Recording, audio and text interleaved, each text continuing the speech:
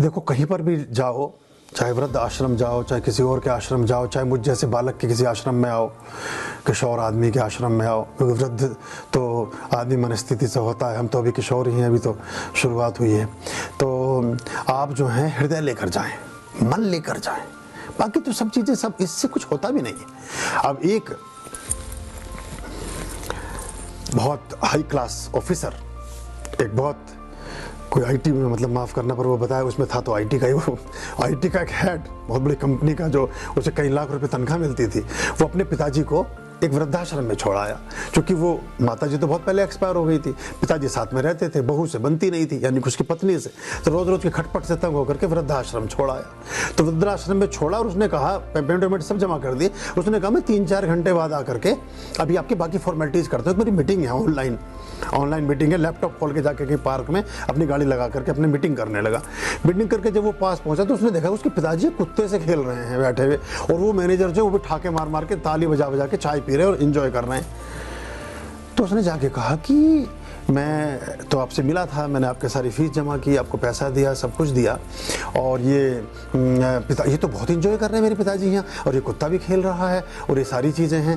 बोले कुत्ता तो उनके पीछे पीछे 1 घंटे बाद आपके घर से भाग आया, अभी आपके घर रहेगा नहीं, क्योंकि ये प्रेम का भूखा है। तो प्रेम मिलता था पिताजी से तो उनके साथ ही रहेगा। और रही बात आपके पिताजी की, तो उनको तो मैं बहुत पहले से जानता हूँ, इन्हें मैं तब से जानता हूँ जब 31 साल पहले एक अनाथ बालक को गोद लेकर के अपने घर ले गए थे, तब से जानता हूँ।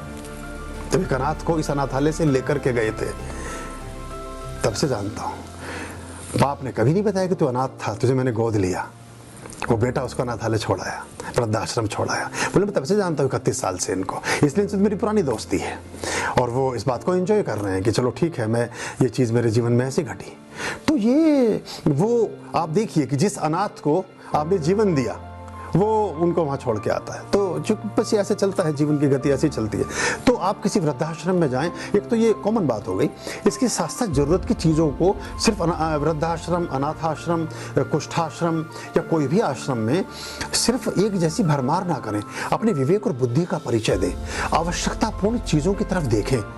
हो सकता है उन्हें छड़ी की आवश्यकता हो सकता है उन्हें छाते की आवश्यकता हो, उन्हें मोमबत्ती और माचिस भी बड़ी उपयोगी हो सकती है। उनके लिए एक ऐसी जो जिसको हम चार्जेबल टॉर्च या चार्जेबल कोई बैटरी या ऐसी स्टोरेज, कोई छोटी सी एक हम वो दे सकते हैं, ऐसी इमरजेंसी लाइट, जिसको वो रात बिरात में काम में ले लें। हो सकता है उनके लिए कालीन बड़ा अच्छा काम में आ जाए, उन्हें किसी तकिए की ज़रूरत हो, उन्हें किसी चश्मे की ज़रूरत हो, उन्हें किसी और सामान की आवश्यकता हो, या उन्हें जो रोज़ाना का भोजन पकता है वो ना पचता हो, वो दलिया खाने का शौक़ रखते हैं, तो दलिए का ही 5 किलो का पैकेट आप उन्हें दे दें। वो कुछ और करना, तो हम भीड़ चाल में चलते हैं, हम ज़रूरत की चीज़ों को नहीं समझते। या बड़े पूजा पाठ ही रहे हो, कभी उनको थोड़ा सा उन्हें घी और दिया ही दिया है परमात्मा का, एक उन्हें कोई पाठ की पुस्तक है कोई ऐसी, तो ये नहीं हम देखते। हम सब वो ये कि मिठाई का डब्बा खरीद लिया, हम बहुत सतही रूप से बहुत ही ऊपर चीज़ें काम इस तरह से करते हैं। पहली बात तो दुनिया में वृद्धाश्रम और अनाथाश्रम और ऐसी चीज़ें ना हो तो और अच्छा है, हमारा जीवन अच्छे से चले। और ये किसी मजदूर के माता पिता किसी वृद्धाश्रम में नहीं मिलेंगे आपको। ये सब जो बहुत हाई फाई हैं वही जीवन में उन तरह से चीज़ों को करते हैं। तो ऐसा देख लें, ज़रूरत की चीज़ों की तरफ ध्यान दें, या फिर उस संस्था से बात कर लें कि हम 500 रुपया या 5,000 रुपया या 50,000 रुपये, जो भी आप करना चाहते हैं, कि ये हमारी एक राशि है, क्या हम इसमें कुछ वस्तु आपके ज़रूरत की ला सकते हैं जो सबके काम आ जाए।